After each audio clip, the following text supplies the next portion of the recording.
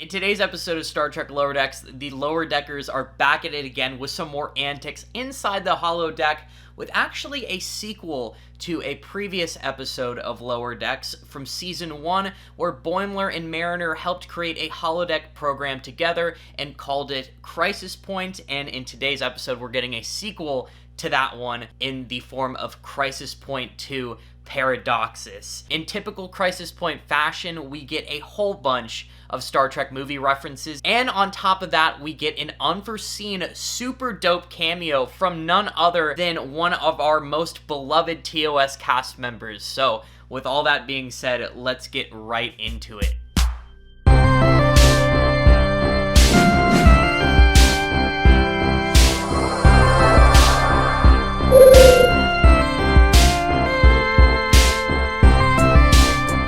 Was episode 9 of season 1, and today we have season 3 episode 8 with the sequel to Crisis Point 2 Paradoxus. This episode starting out with the Lower Deckers innocently trying to experience Boimler's new holodeck program, play as the main captain, who in this case is Boimler. He is captaining a Sovereign class ship called the Wayfarer. He goes by the name of Bucephalus Dagger, which is just an absolutely ridiculous name, totally fitting of a character created by Boimler. The thing is that while I say this starts off innocently, Boimler gets pulled aside and called to Commander Ransom's office, where he gets some unfortunate news that kind of sets the tone for the whole rest of the episode. Now, I'm going to be honest here, I was very much convinced that Boimler had learned that he contracted some terminal illness, or that he had like some kind of space cancer or something that was going to end up killing him, because he just seemed like he was super depressed and that he was looking for a meaning to life for the whole rest of the episode. But in actuality, what happened is that we learned when Mariner goes into Commander Ransom's office later, is that we learned that Boimler's transporter clone had actually died on the USS Titan to neurozine gas. And this is a little bit of a red flag to anybody who actually knows what neurozine gas is, because it is actually a type of gas that's exclusively used by the Cardassians in their nefarious warmongering ways, and it is a reference to that one episode of Deep Space Nine where they actually get trapped in the portion of Deep Space Nine, and it's kind of recognizes it as Terok Nor, and they threaten to flood that certain compartment with neurozine gas to kill Commander Sisko and Jake and them. Right off there, that's kind of a red flag, because why would there be neurozine gas aboard the USS Titan of all places? And that is kind of leads to somewhere, because at the end of the episode, Boimler makes a comment about, I hate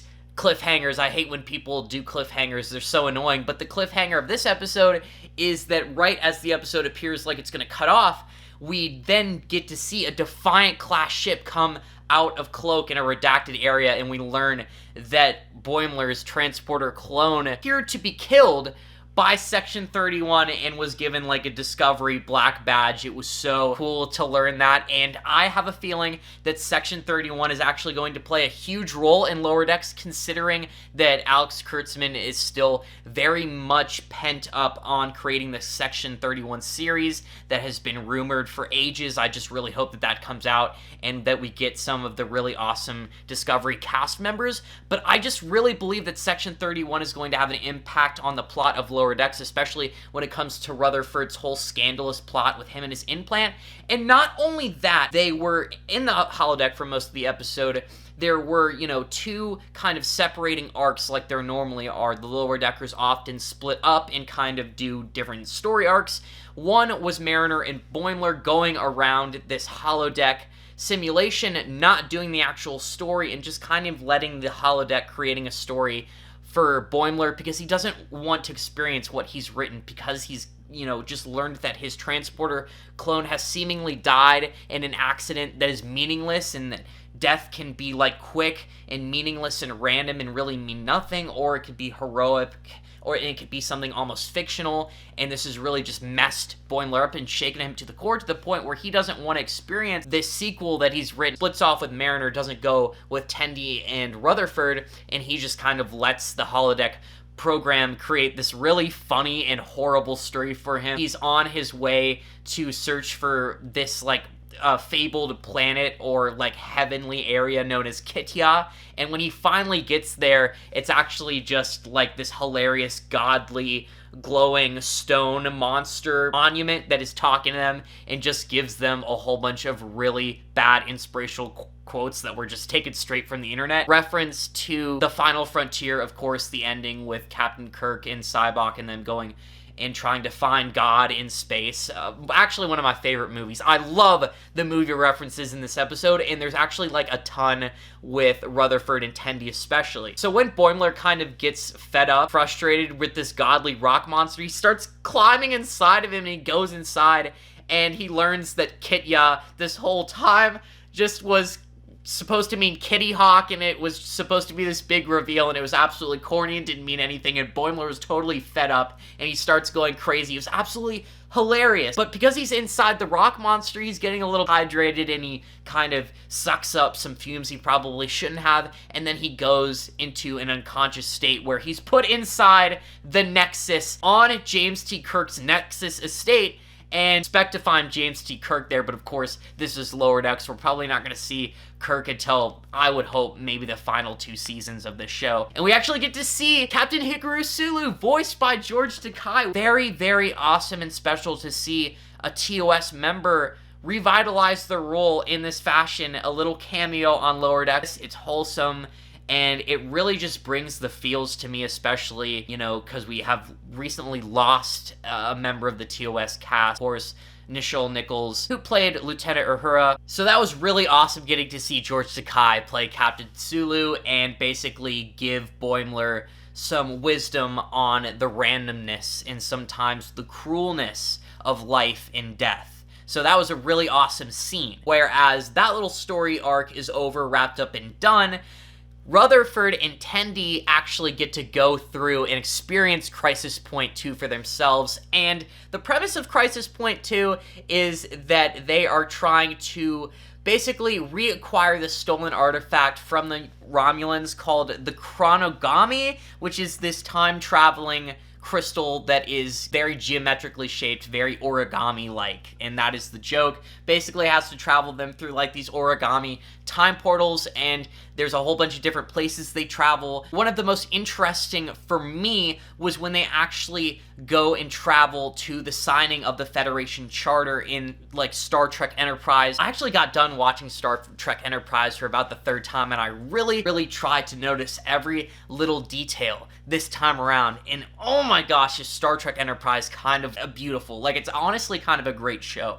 I kind of want to give everybody back in the early 2000s like a slap on the wrist. Anybody who gave Star Trek Enterprise any shit back then, because you really didn't understand how good you had it back then. Star Trek Enterprise, so good, dude.